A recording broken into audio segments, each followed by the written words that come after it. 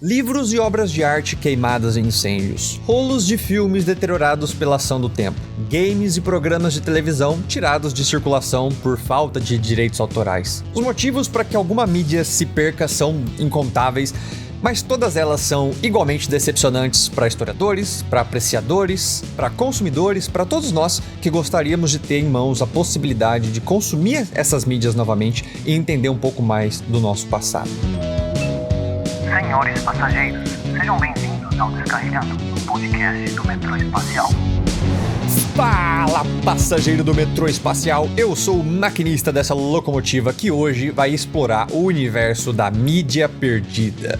Talvez você nunca tenha parado para observar ou se perguntar sobre as muitas obras de arte, filmes, games, livros e tantas outras mídias que foram simplesmente perdidas ao longo da história. Mas, claro, esse desaparecimento não só nos priva, da chance de apreciar a beleza ou o entretenimento que elas proporcionavam, mas também nos impede de compreender um olhar de época, um conhecimento contido nessas obras, nessas artes, nessas imagens e registrar a sua importância histórica e como elas poderiam ter afetado a nossa cultura e entretenimento atual. Porém, antes de qualquer coisa, eu acho importante a gente estar no mesmo pé aqui sobre esse assunto, certo? Então, o que é a mídia perdida, ou Lost Media, afinal de contas? Bom, a mídia perdida ela é qualquer tipo de mídia que não é mais facilmente acessível ou que está no risco de se perder ou então foi, de fato, completamente perdida. Isso pode ser filmes, séries de TV, jogos, músicas, revistas, jornais, fotos, livros, gravações de rádio, documentários, peças de teatro, óperas, obras de arte, músicas, ao vivo, qualquer tipo de mídia, qualquer tipo de informação que a gente, como eu já disse, não tem mais acesso ou tem um acesso dificultado. E de um ponto de vista cultural e histórico, é muito triste ver que essas obras se perdem, Porque, por exemplo, um filme antigo pode realmente ajudar a gente a entender como as pessoas viviam em certas épocas, como elas pensavam nessas épocas em que esse filme foi produzido. Ou uma música que é muito rara, que pode nos transportar de volta para um período específico da história. Além disso, a mídia perdida ela pode nos ajudar a descobrir coisas novas e interessantes que talvez de outra forma a gente nunca teria conhecido,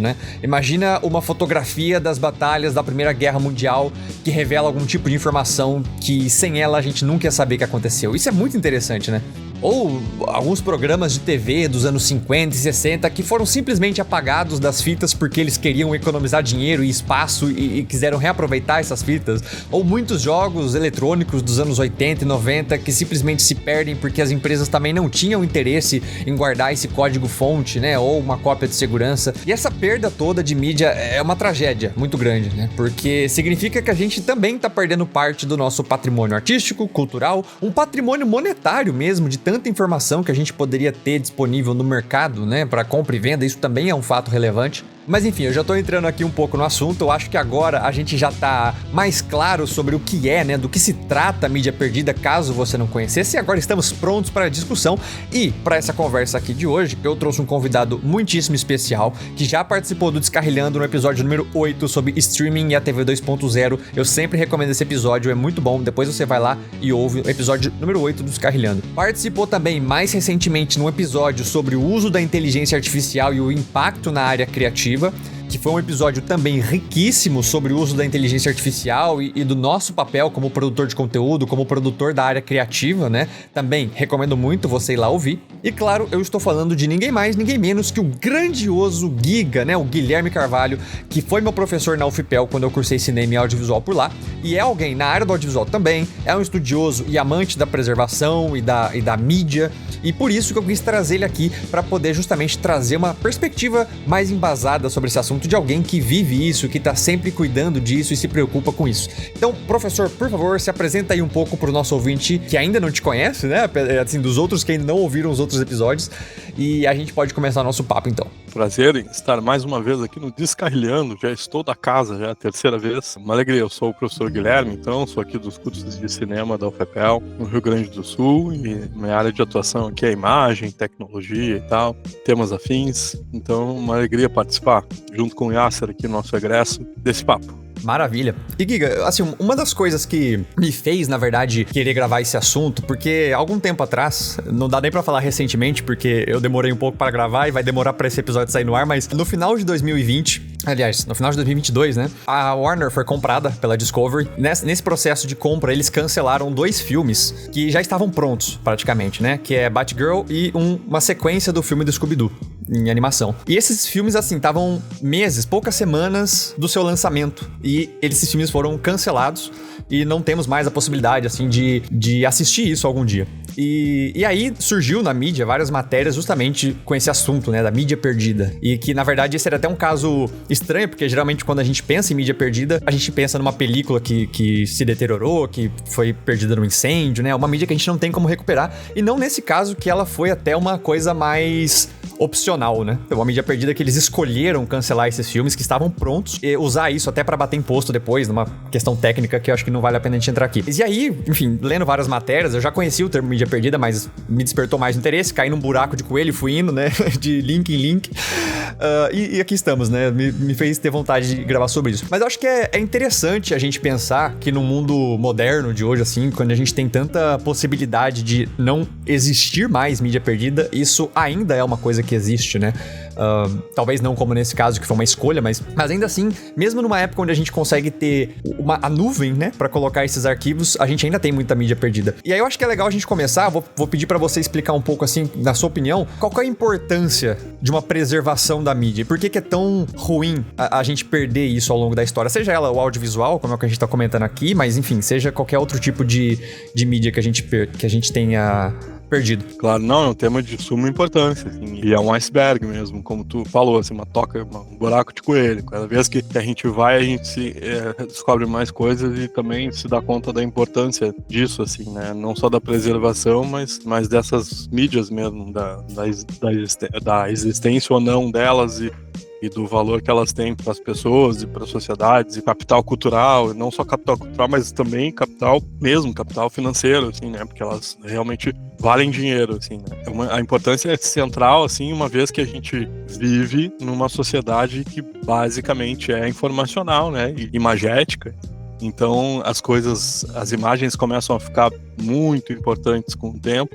Elas sempre foram, mas elas começam a ficar mais importantes agora, né, no momento que a gente está vivendo agora, um olhar mais amplo, assim, se dá um zoom out, assim, na linha do tempo, ou seja, olhar a linha do tempo bem de longe, assim, você vai ver que a gente está num tempo onde as imagens são valorizadas, mas ao mesmo tempo esse valor, às vezes, é um pouco obtuso, nem sempre há um reconhecimento, porque ao mesmo tempo as imagens são muito fáceis de ser encontradas, ao mesmo tempo essas imagens são fáceis de ser produzidas, quer dizer, tem meio que um amálgama, assim, entre uma condição que faz o capitalismo andar, né, a produção de imagens, especialmente imagens de movimento, e ao mesmo tempo uma condição que coloca elas como algo muito supérfluo, assim, né, que você tem acesso a qualquer momento. A internet, o próprio YouTube, especialmente o YouTube, que é um monstro engolidor de mídia, né, ele dá uma impressão, assim, de eternidade para as coisas que é meio falsa, assim, né, basicamente. Quer dizer, uma coisa pode sumir rapidamente e você não achar mais, né? É interessante isso que você falou, tipo, do YouTube, porque o YouTube, ele tem os dois lados, eu acho. Tipo, ao mesmo tempo que ele funciona como uma ferramenta de preservação, como esse próprio exemplo que você trouxe, de que você pega um próprio canal de TV que não tem isso em lugar nenhum disponível e alguém vai lá e arranjou isso de alguma forma e colocou ele no YouTube e a gente tem acesso, né? Então, acaba sendo uma forma de preservação, de compartilhamento disso, pra que não se perca essa mídia, né? Mas, ao mesmo tempo, se aquele criador decidiu tirar aquilo dali, ou se o próprio YouTube viu, não, isso aqui não é seu e vou tirar, já se torna perdido de novo, né? Então não é nenhuma garantia de que aquilo ali vai ficar ali por muito tempo, como eu já vi acontecer muitas vezes, assim, de ficar ali e falar, legal, tem aqui. Aí você salva o link, aí de repente você entra, pum, não tá mais lá, né? O link já tá quebrado. E ao mesmo tempo também, isso que você falou que as pessoas, elas não têm essa consciência que o conteúdo é delas na hora de criar e postar ali, e o YouTube, ele tem uma autoridade, né, sobre esse seu conteúdo de alguma forma, porque, vamos supor, né, eu tô com o canal, eu faço conteúdo pra internet já faz 13 anos, né, então assim, já tem muita coisa que eu criei pra internet, e eu não tenho mais todos esses vídeos. Então, assim, a partir do momento que às vezes eu ou o próprio YouTube tirou algum vídeo meu do ar, eu nem sempre vou ter pra recolocar aquilo. né? Então, assim, se o YouTube decidiu que ele vai derrubar seu canal hoje e você não tem aqueles arquivos de vídeo pra colocar ali de novo, o YouTube tomou a decisão por você de destruir aquelas mídias, né? E isso, ele não te dá uma chance de, tipo, olha só, o seu canal vai ser deletado, baixa os seus vídeos aí, daqui uma semana eu vou deletar. Não, ele só deleta, né? Ele tem essa autoridade, o que é um negócio muito estranho, né? Por isso que é importante a gente ter essa preservação, né? Eu faço questão, sempre fiz questão de guardar o máximo que eu posso, né? E aí é impossível também, né, Yasser? Esse é o problema. Exatamente. É guardar tudo, né? É outro problema que eu ia entrar, porque assim, é custoso, né? Você vai colocar isso na nuvem, você vai ter que ficar pagando um armazenamento em nuvem que é caro, né? Por anos e anos e anos, né? Infinito. Sim. E se você vai colocar isso em HDs fisicamente, são vários e vários e vários HDs. E também se você tiver uma cópia só em HD e você perder aquele 1 HD, já era também, já perdeu os seus arquivos. Então, é impossível, assim, você... A não ser que você seja esses grandes estúdios que tem como fazer isso, né? E conseguem bancar esse custo, é quase impossível você manter. Eu falo isso porque eu até li o trabalho da UFPEL mesmo, da Natália Junqueira, sobre né, a preservação, e esse era um dos tópicos, assim, tinha lá uma galera que realmente não tinha, muitas vezes, o interesse em armazenar os seus arquivos próprios, às vezes só guardava o arquivo final ali do curta, mas não guardava o material bruto, por exemplo, e tinha a questão da galera que queria guardar, mas por ser tão custoso você guardar esses arquivos, não guardava, né? Assim como vários colegas meus. Eu, por exemplo, tenho os arquivos brutos do primeiro curta que eu fiz na faculdade até hoje, tá aqui, né? Mas muita gente não guarda isso, e outra também, eu tô guardando por enquanto, mas se meu HD for pro saco, já era também, entendeu? Eu não tenho sem nuvem, eu tenho só no meu HD, então é interessante, eu gosto muito de pensar nesses assuntos assim, e eu tento guardar o máximo que eu posso, mas igual eu falei, do YouTube mesmo, de 13 anos de conteúdo, eu não tenho arquivo bruto de tudo isso, assim, e às vezes nem um arquivo final de certos vídeos, sabe? Sim. E às vezes eles já não estão mais no YouTube também. Eu disse, assim, que é uma preservação, mas, assim, por esse acaso, sabe, de ele ainda não apagar, sabe, e de aquilo ainda não sumir, exatamente, só por isso, mas não tem garantia nenhuma, assim. Uma coisa que eu vi do YouTube, assim, às vezes, vamos supor, um outro criador lá que, de repente, tem um vídeo que eu gosto e aí eu vou lá e ele apagou esse vídeo, entendeu? Já se torna meio que uma mídia perdida porque eu não sei se esse criador manteve, se ele baixou, se ele não baixou, se ele vai colocar isso outro dia de novo, ou se ele nunca mais vai colocar. E aí, às vezes, se é um criador pequeno, igual, quando é um canal muito grande, muitas vezes os próprios fãs baixam esses vídeos e aí quando o cara vai lá e deleta o canal, um fã cria um canal novo e posta lá, né? Já vi muito disso, assim. Mas quando é um canal pequeno, dificilmente vai ter alguém que um dia decidiu baixar o seu vídeo pra colocar lá, né? Então, também o YouTube é um grande poço de mídia perdida. Tem muito conteúdo que foi postado no YouTube que já não existe mais, né? Ao mesmo tempo que a tecnologia permitiu que a gente tivesse maneiras de preservar e de armazenar isso, ele também cria essa falta de vontade, muitas vezes, de guardar. Porque, tá no YouTube, né? E você não fica pensando em armazenar isso de outra forma. A importância de se ter isso devidamente catalogado e, mais do que isso, acessível e preservado é enorme, porque se você perde o capital sobre aquela imagem, né? E perde a condição de poder utilizar aquela imagem, não só para conhecimento de outros, mas especialmente para a produção de novos audiovisuais ou da memória de alguma coisa que já não está mais aqui, uma espécie de condição eterna que as imagens têm em relação às coisas, né? Quer dizer, de eternizar essas coisas, especialmente coisas do passado, né? Quer dizer, dá para perceber que, por exemplo, você pode gravar um footage da sua cidade no seu celular, né? Até se ele não tiver assim, condições técnicas muito ideais, se ele tiver vai ser melhor para você, daqui a 10 anos esse footage da sua cidade ele vai ter um valor bem grande, daqui a 20 anos ele vai ter um valor maior ainda, daqui a 30 anos ele vai ter um valor muito maior, e aí você vai dizer assim, tá, mas como é que eu faço para manter esse footage meu, né, primeiro meu e segundo preservado durante esses 30 anos? É uma boa questão, é uma questão difícil assim de você fornecer uma solução, mas existe a solução e a solução é a preservação,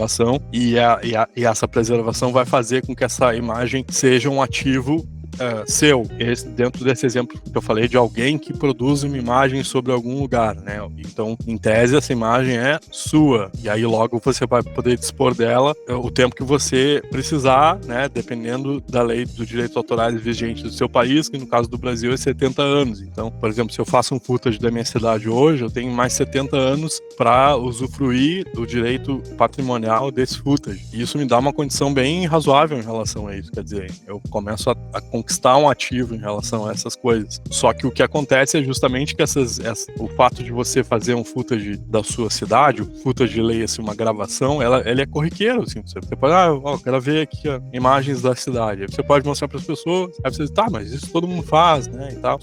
Hoje, né, mas é possível que com o tempo, e dentro desse exemplo que eu tô falando, o valor disso, assim, o tempo faz com que o valor agregado dessa imagem seja cada vez maior, assim, né, e cada vez mais ela seja necessária e seja buscada por outras pessoas, o que faz com que ela comece a ter valor de mercado mesmo, assim. Ou seja, tem gente que já só trabalha com isso, assim, com compra e venda de footage para bancos de imagens, né? É tão efêmero, muitas vezes, pelo fato de que a gente hoje em dia tira tanta foto e faz tanto vídeo com muita facilidade, que se torna tão efêmero que você simplesmente apaga da sua galeria. Meu celular tá cheio. E você apaga. Você não tem um interesse, muitas vezes, em preservar. E às vezes esse vídeo da sua cidade que você gravou ali, como você disse, daqui 20, 30 anos tem um valor muito grande, né? E as pessoas às vezes não têm essa noção desse valor. Não tem. E é curioso, então, porque quem trabalha com um negócio desses, obviamente, precisa ter um mecanismo de preservação dessas imagens a longo prazo, assim, para que você consiga, obviamente, dispor desse capital daqui a um tempo. Ou seja, ficar atento às mudanças tecnológicas. Se ela for digital,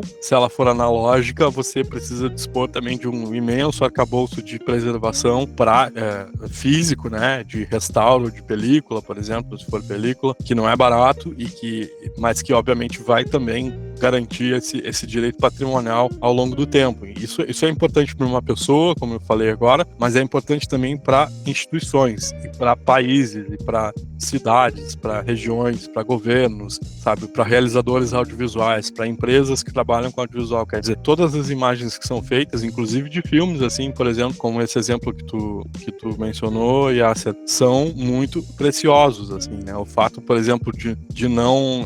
esses filmes não foram lançados agora, mas é possível que daqui a 30 anos se tenha um interesse absurdo. Na verdade, existe já um interesse absurdo em relação ao fato curioso deles não serem lançados. Mas daqui a 30, 20 anos, sei lá, você vai ter mais interesse ainda se o estúdio resolver apagar, simplesmente deletar, né, excluir qualquer registro relacionado a esses filmes, ainda mais um filme pronto, né? Você vai ter um prejuízo assim incalculável. Se uma imagem bruta vale muito, né, um filme, um produto audiovisual editado, etc., com roteiro, ele vale muito mais, né?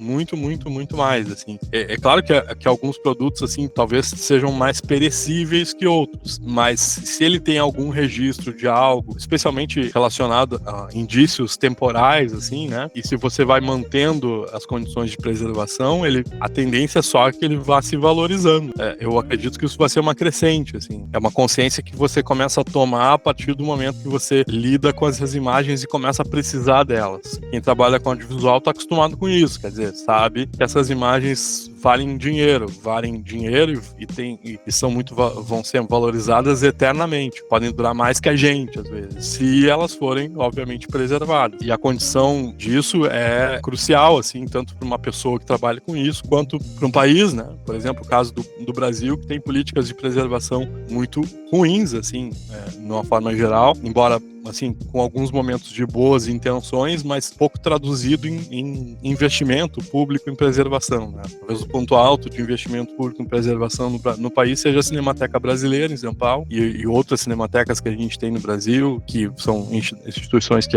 fazem a guarda de acervos em película, que digitalizam esses acervos em película e também preservam ativos digitais, assim, né?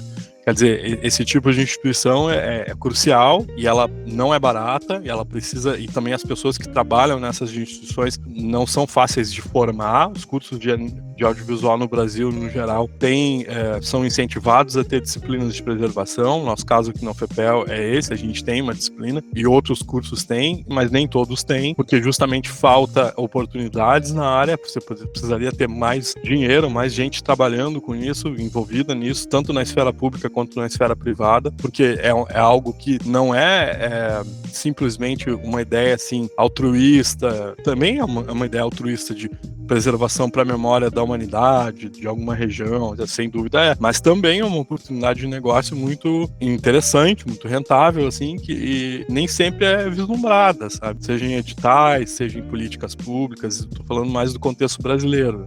Quando você vai, por exemplo, ver outros países, sem querer ser colonizado, assim, ficar achando que tudo que é de fora é melhor, mas você pegar bons exemplos, assim, para inspirar, para observar. Se você pega o Reino Unido, por exemplo, se você pega a Alemanha, mas especialmente o Reino Unido, o cuidado que eles têm com o audiovisual deles é impressionante, assim, especialmente a própria BBC, assim, se você vê, ela tem um canal no YouTube, assim, que chama BBC Archive, que são reportagens televisivas antigas, assim, que são perfeitamente preservadas, assim, foram gravadas em película, depois algumas em vídeo, e você consegue ver isso, assim, de uma qualidade absurdamente boa, justamente pelo fato de elas estarem preservadas, assim, e isso é um patrimônio eterno, assim, da BBC, de uma época específica, da região lá, do Reino Unido, etc., que vai perdurar, que vira, obviamente, um capital cultural muito grande, não tenha dúvida. Então, quer dizer, o investimento nisso não foi barato, não é pequeno para manter um arquivo de uma televisão tipo a BBC, mas eles mantêm, e eles mantêm porque é rentável também, né? Ou seja, eles podem vender os footage feitos anteriormente para um documentário ou uma produção que precise se referir àquela época, né? É bem comum, por exemplo, e quem está escutando já deve ter essa experiência de ver documentários no Netflix ou em outros lugares, até no próprio YouTube, que você precisa de imagens de arquivo de uma determinada época, assim, né, que já passou. E aí você cobre, no sentido de você cobrir o roteiro, de cobrir o produto audiovisual com imagens de arquivo dessa determinada época que você está falando. E isso custa dinheiro, sabe? Ou seja, você não vai poder usar as imagens de graça, a menos que quem detém os direitos patrimoniais permita isso. É o caso, por exemplo, de instituições públicas que podem fazer isso. Mas também existe todo um uso privado disso que é muito rentável. E a tendência é que isso se torne cada vez mais rentável. Então não é só uma preocupação assim altruísta no sentido cultural geral, mas é também uma oportunidade de negócio muito interessante que eu, para ser franco, vejo pouco interesse assim em geral, né? Poderia ter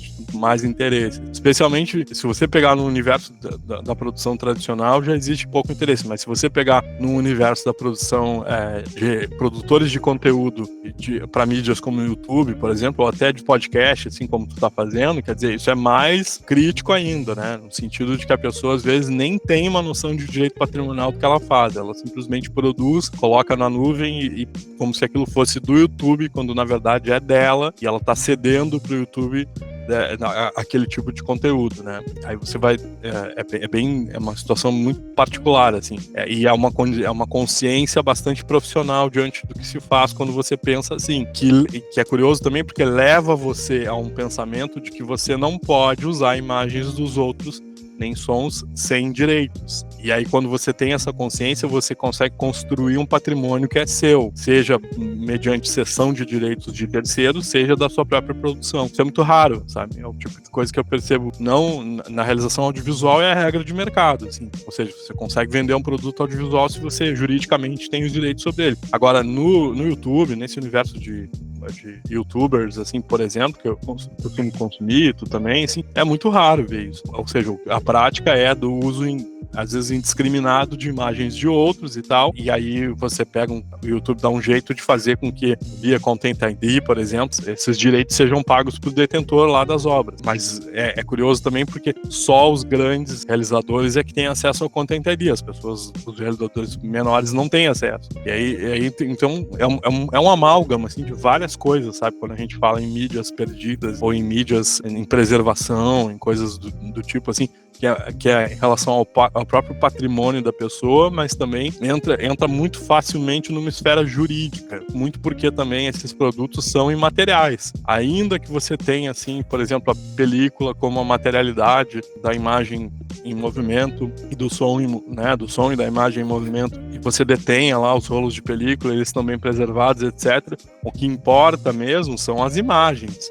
E quando você passa por uma condição de suporte digital, totalmente digital, a nível de nuvem, você não usa nem pendrive mais, quer dizer, aí a coisa realmente se torna apenas, e não é apenas, mas ela se torna exclusivamente patrimonial em termos jurídicos, ou seja, que garante que uma coisa é sua são os direitos que você tem sobre ela do ponto de vista de provar para terceiros que aquilo foi feito por você ou você tem a cessão dos direitos. E isso implica também em patrimônio, quer dizer, no sentido de que se você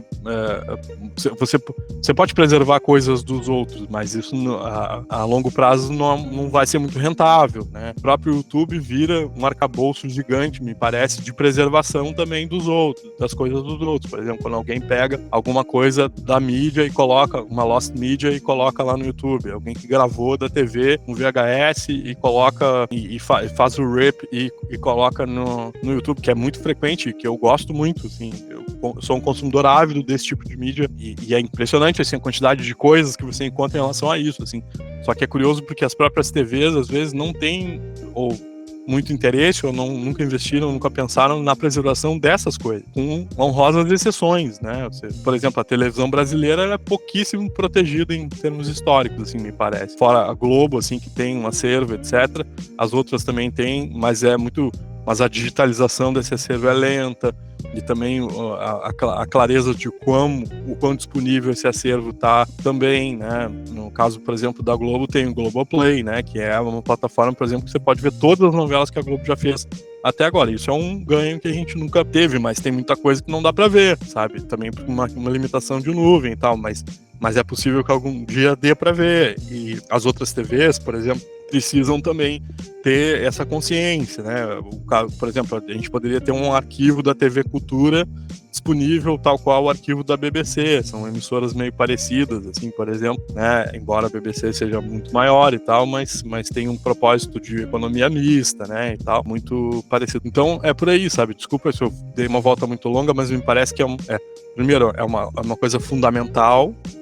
Não é um tema acessório, é um tema de primeira necessidade para países e para pessoas, e a gente costuma dar pouca importância para ele, sabe? É uma coisa meio invisível, assim. Achei bom até tu ter pautado isso na conversa. E como você acha que seria a solução para isso?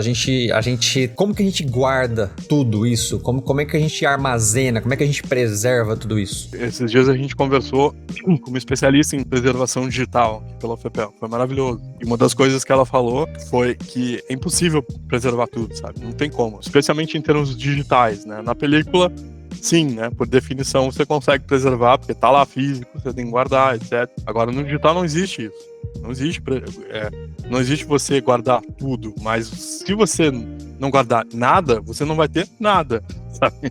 Também tem isso, assim. Então você vai ter que fazer uma eleição de algumas coisas para guardar. Tem que guardar o máximo que pode para talvez ter alguma coisa depois, né? Exato, e investir nas coisas que são mais valorosas. Por exemplo, o seu curta da faculdade, é o que eu digo pra moçada aqui, é fundamental, você tem que preservar ele até o fim, assim, sabe? É bem importante, ele sempre vai ser importante para você.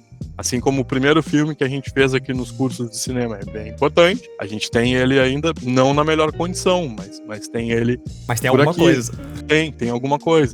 É curioso porque, por exemplo, a primeira animação que foi feita aqui, o que é maluco é isso, sabe? A primeira animação que foi feita aqui nos cursos de cinema, a gente tem 16 anos já de curso. Ela só foi preservada graças ao YouTube. O porão do YouTube, ele tava lá, sabe? Foi feita em 2007. Aí se fez o upload dela em 2007. E aí ela lá ficou com o link privado, ninguém acessou. Aí acho que um ano atrás, mais ou menos, eu fui dar uma olhada no YouTube do curso, 2 anos atrás, mais ou menos, e me deparei com ela lá. Fiquei muito feliz. Tá em um estado deplorável, 360p, é horrível. Sim.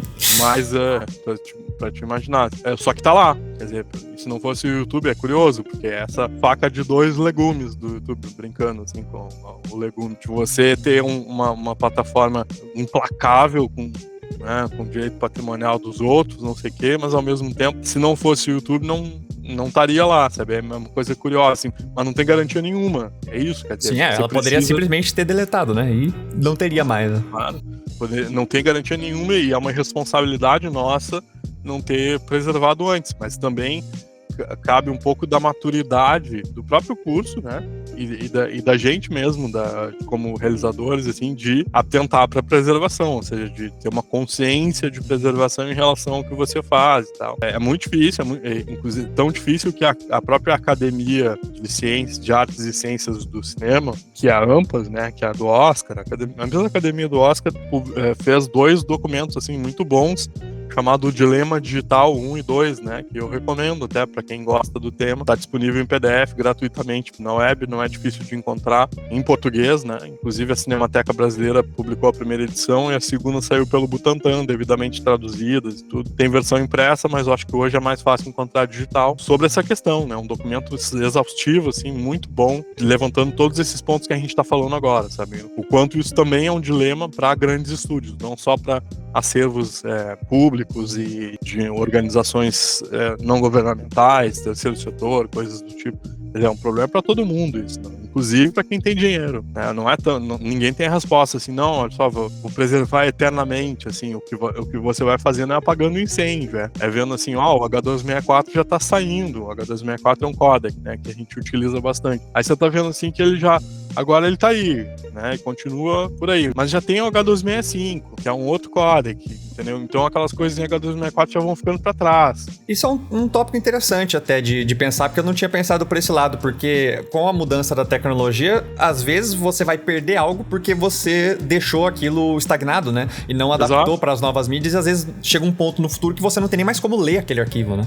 Perfeito. É estranho isso. Seria, sei lá, hoje em dia, sei lá, se eu tivesse gravado um filme em película, eu não tenho como... Claro, eu poderia ir em alguma empresa especializada nisso, mas eu mesmo não teria uma máquina onde eu poderia exibir essa minha própria criação, né? Então, assim, quanto mais tempo passa, menos você tem essas tecnologias pra exibir isso. Até porque eu tinha visto faz muito tempo já, mas isso me lembrou um vídeo que eu vi no YouTube mesmo de um cara falando dos programas da Adobe, né? Que ele usava, só que ele já trabalha com isso há, sei lá, 20, 30 anos. E ele tinha arquivos do After Effects, lá dos primórdios do After Effects, que ele não consegue mais acessar, né? Justamente porque a Adobe já vai atualizando os programas e das versões modernas não consegue mais abrir aquele arquivo inicial lá. Então é um tipo de projeto que ele já perdeu, assim, né? E é um negócio que até assim, a gente não para muito pra pensar, mas é uma possibilidade também. Claro que sim. Claro que sim, e esse é o dilema digital, literalmente é esse. Mais uma preocupação agora, eu ficar atualizando meus projetos.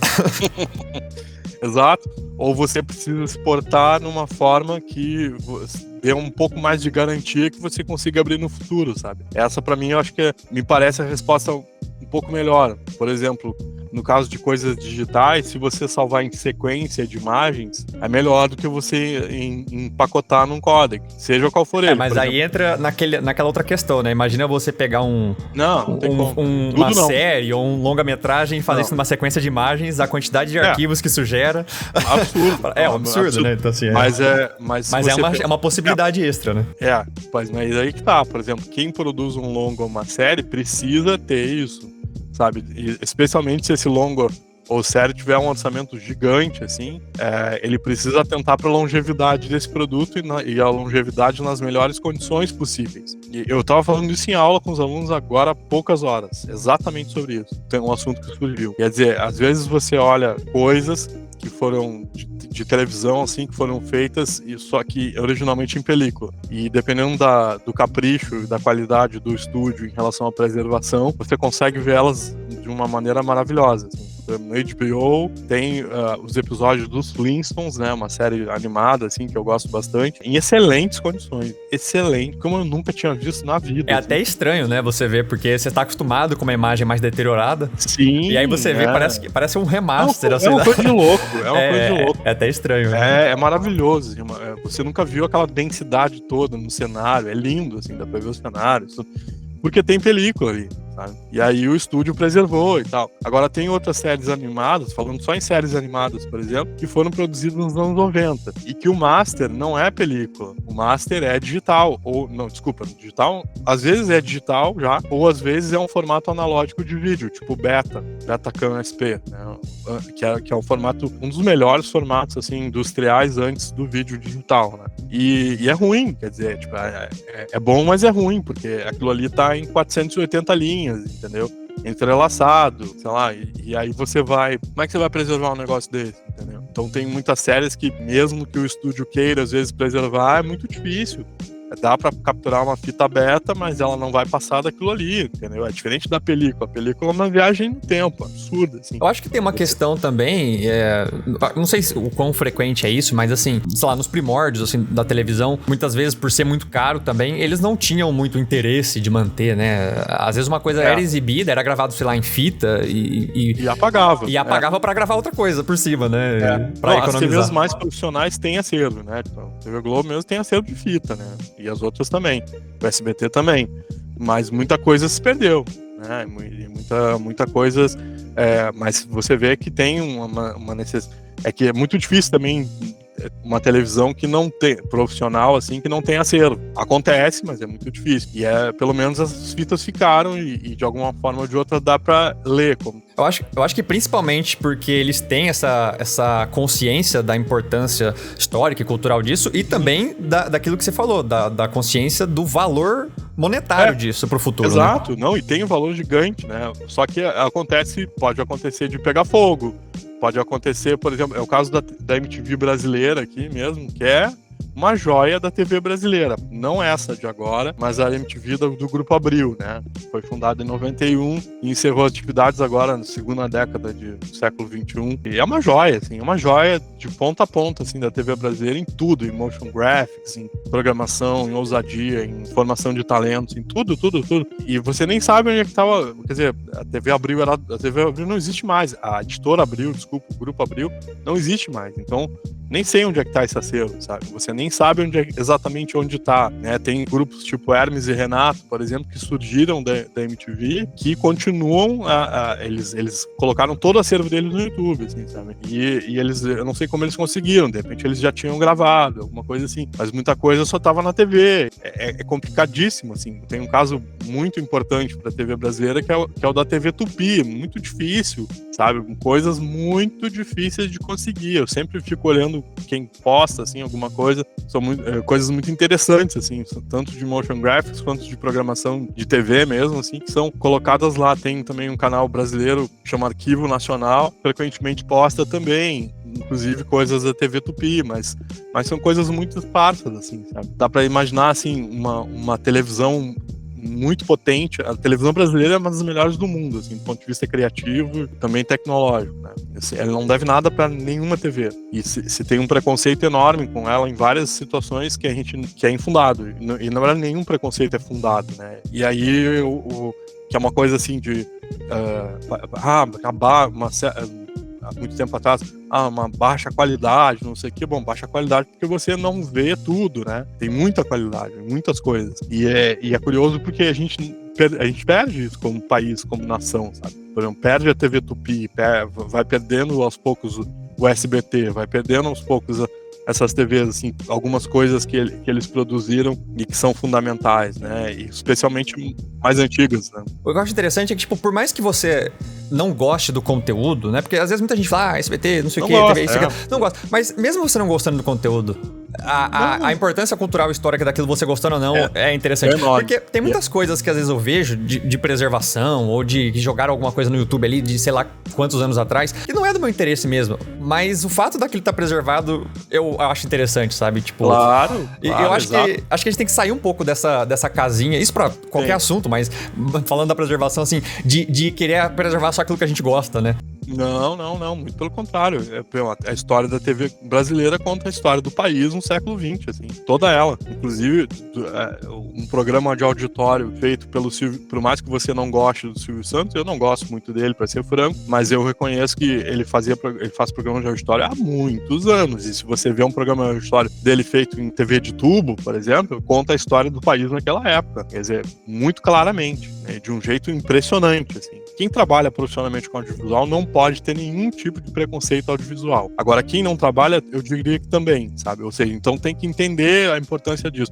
É muito parecido, por exemplo, com não ter preconceitos literários, assim. Ou seja, você pode ler, o universo literário é gigante, se você não tiver preconceitos, você vai ser um leitor muito melhor, assim. O caso do audiovisual é a mesma coisa, sabe? Não tem muita diferença com relação, especialmente a coisas que são pré-julgadas, que são muito factíveis de serem esquecidas, de virar lost media, que é, por exemplo, conteúdo televisivo, sabe? Aquele mais ordinário, aquele mais bagaceiro, aquele, entre aspas, assim, aquele mais que ninguém dá bola, aquele, sabe, aquele subjugado, esse tipo de coisa.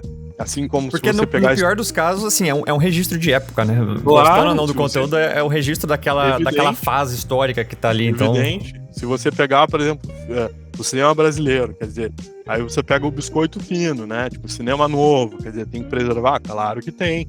Mas aí você pega também, por exemplo, a chanchada, a porno chanchada e tal, quer dizer, tem que preservar? É claro que tem, entendeu? Da mesma maneira, muitos estão preservados, outros não, assim, dá pra você ver no Canal Brasil, inclusive, as diferenças, às vezes, de preservação de um pra outro. Até pra se comparar, né? Por exemplo, você tava falando do primeiro curta animado lá e da própria UFPEL, e são só 16 anos, né? Um período razoavelmente curto. Sim, é curto, claro. Mas, tipo assim, você ali ter aquele arquivo, mesmo que em 360p, mesmo na qualidade que não dá pra ver nada, mas você ter aquilo ali e falar, olha só, nossa primeira animação e olha como a gente tá hoje, isso é muito interessante, sabe? Do que você não ter isso, sabe? Não ter nenhuma prova, não ter nada ali que fale o que era a sua primeira animação, sabe? Só ficar na memória Exato. de quem viu e essa memória também se vai alguma hora e aí aquilo deixa de existir, assim, né? Exato, é um tempo curto, 16 anos realmente não é nada. Perto da TV brasileira, por exemplo, começou com Assis Chateaubriand em 1950, né? Que tem 73 anos. Imagina, é muito tempo, né? E aí, mas já em 16 anos a gente já sente falta, imagina, né? Quer dizer, você já fiquei muito alegre de achar essa cópia chechelenta em 360p. Imagina, né, se a gente...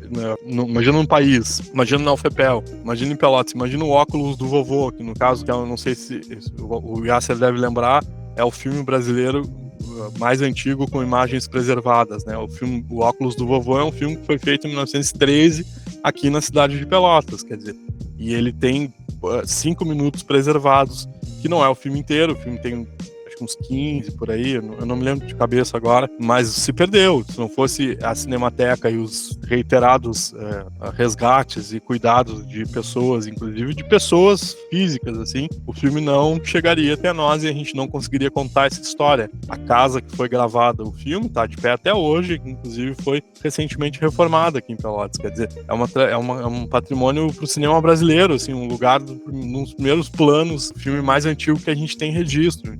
É muito importante, né? E não, se não fosse a preservação, isso não chegaria até nossos dias, entendeu? Se não fosse o trabalho, por muito tempo, não existia a Cinemateca Brasileira como existe hoje, e torçamos, assim, que com recursos, né? Se não fosse a Cinemateca e também pessoas, especialmente pessoas mesmo, não existiria, a gente nem saberia, né? Quer dizer, quando você olha para o filme 1913, você consegue imaginar Pelotas de 1913, entendeu? Assim como consegue com outros filmes de ciclos regionais brasileiros, assim, outras regiões, inclusive São Paulo, né, e tal. Vários filmes, assim, dessa mesma época que você consegue ver, né, tem uma memória audiovisual.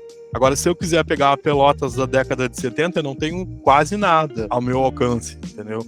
Eu digo assim, raramente, só se alguma boa alma tiver, por exemplo, um Super 8, que é uma coisa muito cara pro Brasil, diga-se de passagem, quer dizer, só as pessoas com muitas condições tinham um Super 8, uma classe média alta, assim, que tinha acesso ao Super 8 nessa época, né? O vídeo também era caro na década de 70, porque as câmeras eram de tubo e tal, quer dizer, você tem uma democratização do VHS nos anos 80, então você não tem, entendeu? Não tem, e deveria ter.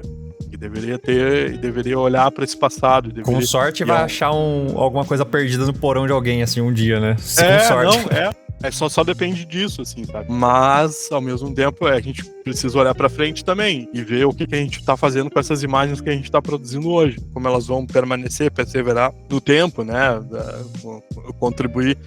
Não é uma questão, assim, de pensar em gerações futuras, sabe? Pra ser franco, assim, não. Acho que é uma questão de pensar na própria imagem, né? Nela mesma, assim, entendeu? No sentido... É óbvio que as gerações futuras vão se beneficiar disso, mas a gente tem que pensar em como a gente pode ajudar para que essas imagens permaneçam. Esse dilema que a gente parece uma coisa distante, mas é algo, assim, muito factível, assim, para qualquer pessoa. Se você pensar, por exemplo, que você tira 1000 fotos com o seu celular e você guarda poucas dessas fotos, ou se der um pau no seu celular, você pode perder todas, e talvez você tenha o desejo de imprimir algumas fotos, mas nunca você tem tempo para isso, e quando você tem tempo, você não imprime todas que você quer, e assim vai, quer dizer, é complicado, sabe? É diferente daquela velha caixa de fotos que você tinha em casa, há 2 gerações atrás, ou 1 geração atrás, assim, que pelo menos estava ali. Quer dizer, como tu diz, não tem nada, mas, quer dizer, tem pouco, mas pelo menos é alguma coisa. E alguma coisa que conta a história, alguma coisa que indica a origem, indica um começo, né? Que historiciza uma família, que historiciza uma pessoa, que dá raízes para algo num sentido simbólico, obviamente, né, identitário, muito importante assim para núcleos familiares e muito importante para sociedades, grupos, associações de uma forma geral. E não é algo só assim para altruísta. Isso tem uma dimensão de valor de capital financeiro, não é brincadeira, assim, quer dizer, é o tipo de coisa, toda imagem é um ativo financeiro, sabe? Você tem que pensar dessa forma, assim, e aí você tem que olhar para suas imagens e ver assim, quais delas você vai manter preservadas e reservar tempo para fazer isso, assim, ou seja, pensar, né, um produtor audiovisual precisa fazer isso, alguém que tem fotos dos seus filhos ou dos seus entes, das pessoas, precisa fazer isso, quer dizer, essa gestão do acervo, seja um pessoal, seja de uma instituição, assim, é algo bem complicado, assim, então é uma questão muito instigante, assim, e bastante complicada.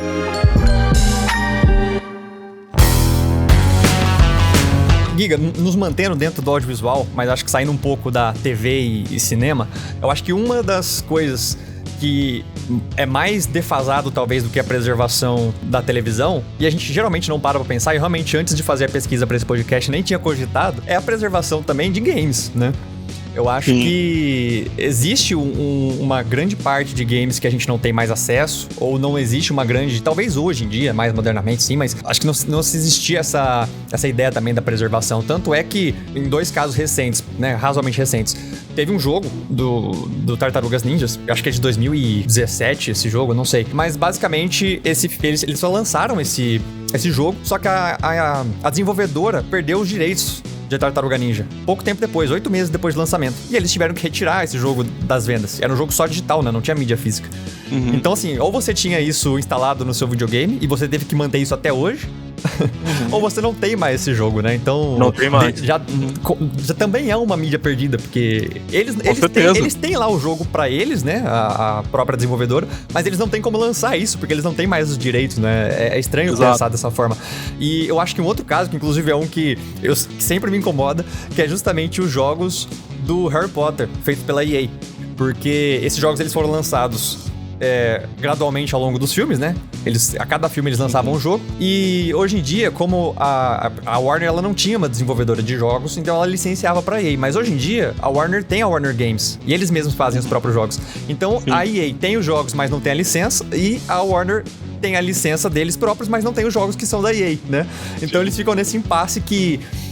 Hoje, no mundo onde tem Steam, tem Epic, tem tantas lojas virtuais, e você não tem onde comprar esses jogos, né? De nenhuma forma. Perfeito. Então, ou você tem que achar obscuramente no Mercado Livre, ou num OLX, ou qualquer lugar da vida, uma cópia física disso, que é muito difícil, ou você tem que recorrer à pirataria, né?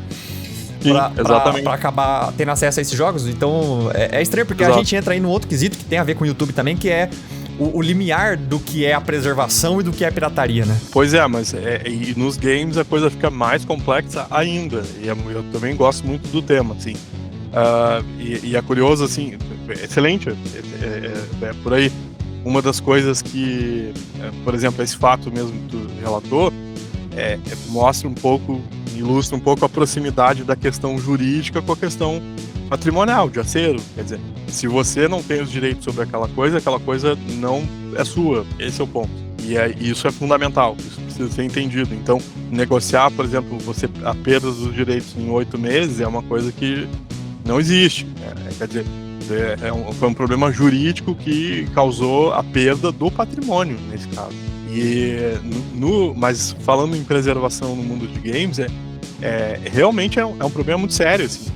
Especialmente porque as empresas às vezes têm diferentes entendimentos em relação a isso, né? Se você pegar, por exemplo, é bem curioso o caso da emulação, que me parece uma questão de primeira ordem, assim, para discutir preservação em games. Se não fosse a emulação, muitos games não teriam sido preservados. E a emulação, a gente sabe, né? Muitas vezes as ROMs, não o emulador, o software, mas a ROM, ou seja, o programa do jogo em formato digital, ele só está disponível na pirataria. Então, ou seja, você só consegue acesso a um game antigo, dependendo do console, a partir da pirataria mesmo, ou seja, baixando em algum lugar ilegal essas ROMs. Então, tem uma coisa que, se não fosse as ROMs, muitos games de Atari 2600, por exemplo, até consoles mais antigos, não teriam sido preservados. E, ao mesmo tempo, as empresas não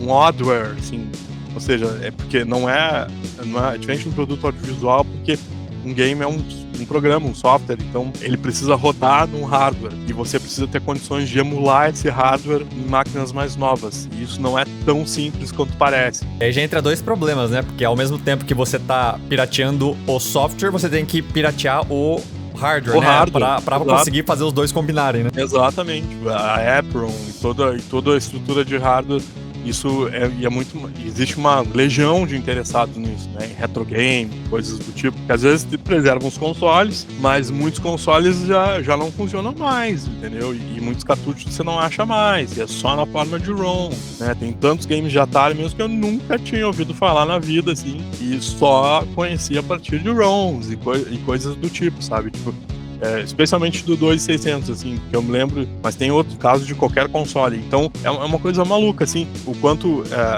os desenvolvedores, assim, não tem... acho que eles talvez até tenham uma consciência patrimonial, mas falta política para isso. O que tem que fazer, afinal de contas, entendeu? Tem tido uma distribuição de games mais interessante com a Steam, com a Valve e com outras plataformas, até em lojas de consoles, assim, que às vezes você consegue jogar games antigos e comprar esses games baratos, assim, mas nem sempre você tem essa possibilidade, especialmente em casos de embrólios jurídicos como esse. E é curioso que também vê a dependência da indústria de games, a boa dependência, eu diria assim, em relação ao audiovisual. Quer dizer, não existe a possibilidade da indústria de games se desenvolver sem audiovisual, sem o streaming hoje, se você pensar. E aí é curioso como, por exemplo, empresas tipo a Nintendo, né, que tem uma mentalidade muito de retrocesso em relação a uma realidade de compartilhamento e de preservação e de, quer dizer, por exemplo, enquanto você tem uma tônica na indústria dos games que é permitir o streaming dos jogos. Ou seja,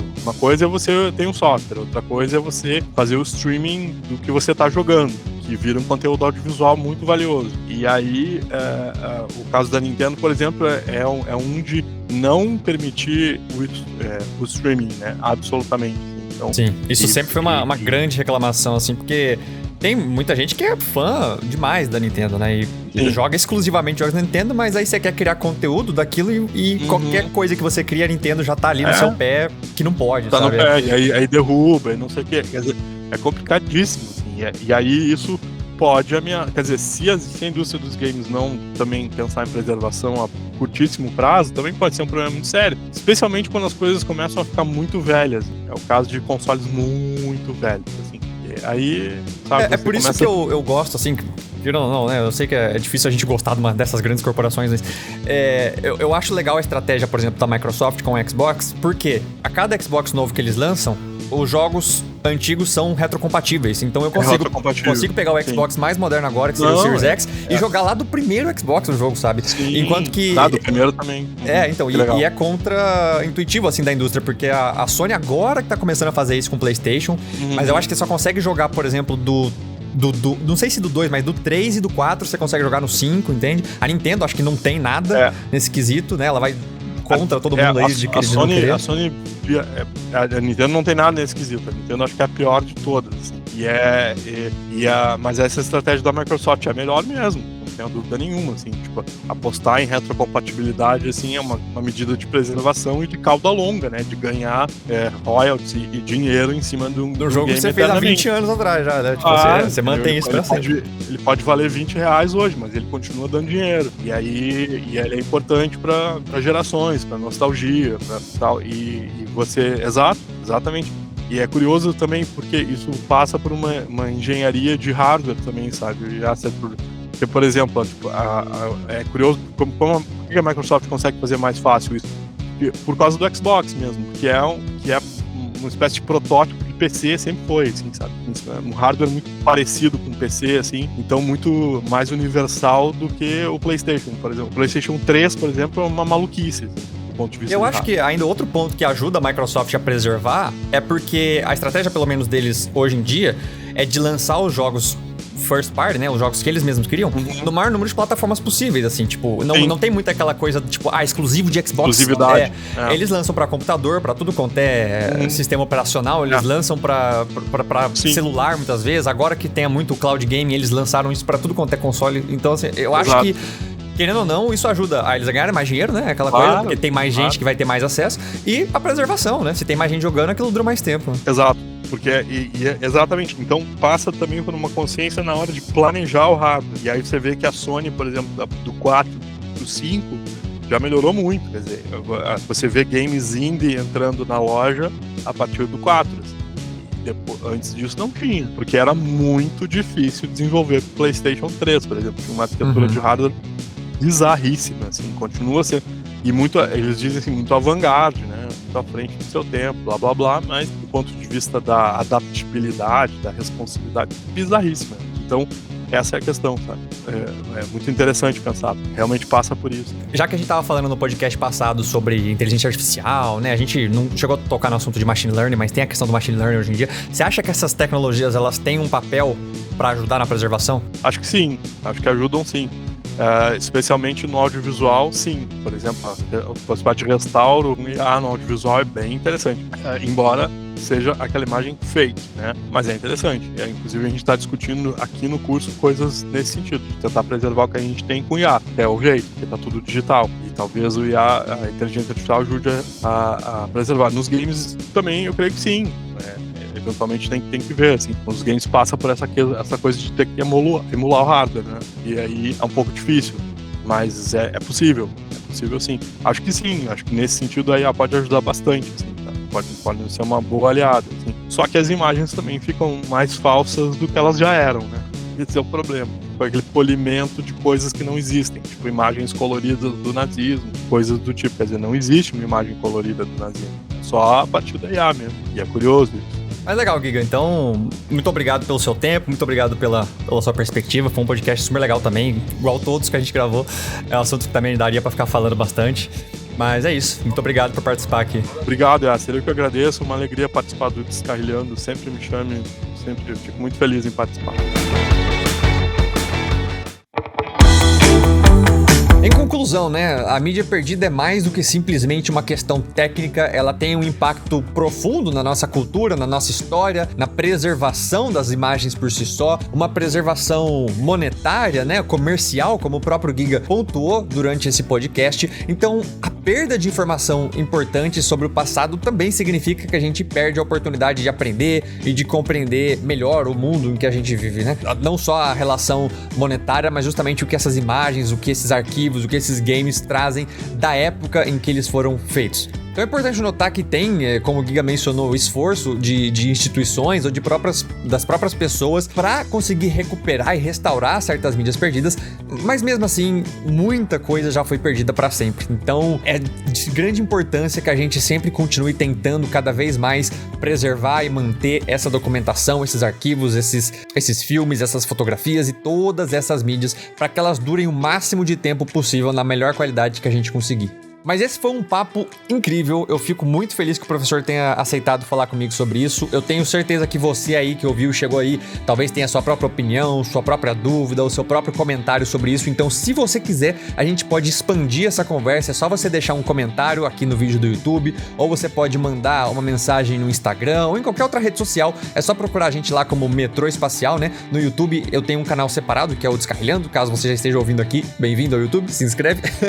Caso não, você pode seguir na sua plataforma favorita, seja no YouTube ou em qualquer outra aí, e enfim, você consegue dar um jeito de mandar uma mensagem pra gente expandir essa conversa e quem sabe não rola até um outro episódio conversando um pouco mais, respondendo mais algumas dúvidas, né? Fica à vontade pra isso. Eu queria pedir então humildemente que você curtisse esse episódio, se você puder curtir, seguir o podcast se você ainda não segue, se inscrever no canal se você ainda não é inscrito, manda pros seus amigos, aquele amigo nerd que vai adorar esse papo, que também vai ajudar bastante aqui o canal, e claro, continue acompanhando o Descarrilhando aí no seu agregador favorito pra não perder as próximas novidades. Eu vou ficando por aqui, tenha uma ótima semana e eu te vejo no próximo episódio. Fui! Senhores passageiros, muito obrigado por nos acompanhar até o final. Tenham uma ótima semana. Este podcast é produzido e editado por Beyonder, produtora audiovisual.